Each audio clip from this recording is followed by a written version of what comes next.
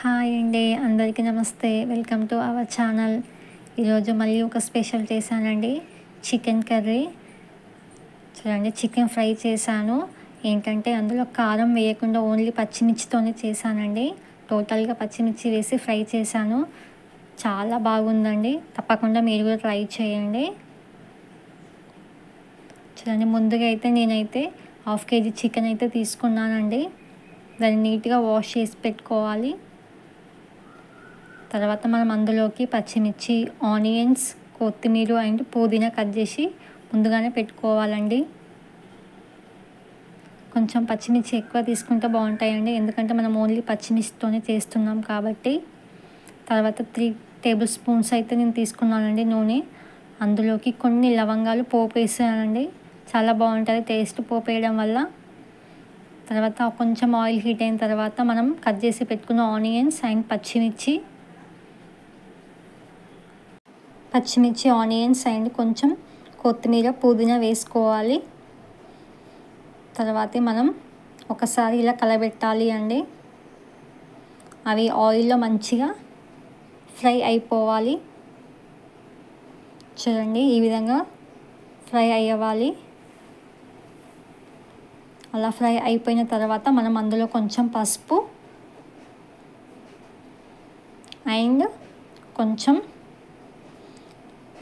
అల్లం వేసుకోవాలి. కొంచెం అల్లం క్వాంటిటీ అయితే ఎక్కువ తీసుకోండి, ఎందుకంటే చికెన్ కాబట్టి కొంచెం స్మెల్ రాకుండా మనం అల్లంని కొంచెం ఎక్కువ తీసుకొని ఈ విధంగా ఒకసారి మొత్తం కలబెట్టుకోవాలండి. అందులో ఫ్రై అయిపోయే వరకు మనం మిక్స్ చేయాలి. తర్వాత మనం ఇలా కంప్లీట్గా ఫ్రై అయిపోయాయండి. తర్వాత మనం కడిగి పెట్టుకున్న చికెన్ని ఈ విధంగా కొద్దిగా తీసుకోవాలి. కొద్దిగా వేసుకోండి. నేనైతే కొద్దిగా వేసాను. చికెన్ మొత్తం అయితే వేసానండి.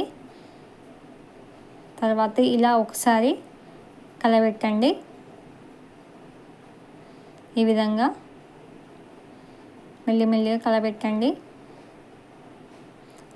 ఈ విధంగా మొత్తం మనం పచ్చిమిర్చి అండ్ ఆనియన్స్ అంతా చికెన్కి పట్టేలా మొత్తం ఒకసారి మిక్స్ చేసుకోండి. ఈ విధంగా నీట్గా కలబెట్టుకోండి ఒకసారి. తర్వాత మనమైతే దాంట్లో వేయడానికి కొంచెం మసాలాను అయితే ప్రిపేర్ చేసుకుందామండి. నేనైతే కొద్ది లవంగాలు అండ్ కొద్దిగా చెక్క తీసుకున్నానండి, దాల్చిన చెక్క. అంతే అండి. నేను ఎక్కువ కారం వేయలేదండి, ఎందుకంటే మా పిల్లలు తినరు కాబట్టి నేను కొంచెం క్వాంటిటీ తీసుకున్నానండి మసాలా. సో మనం దంచి పెట్టుకోవాలండి ఆ మసాలాని. తర్వాత మనం ఈ ఆల్మోస్ట్ కొంచెం అయితే చికెన్ ఫ్రై అయిపోయిందండి. అలా ఫ్రై అయిన దాంట్లో మనం దంచి పెట్టుకున్న మసాలాని వేసుకోవాలండి.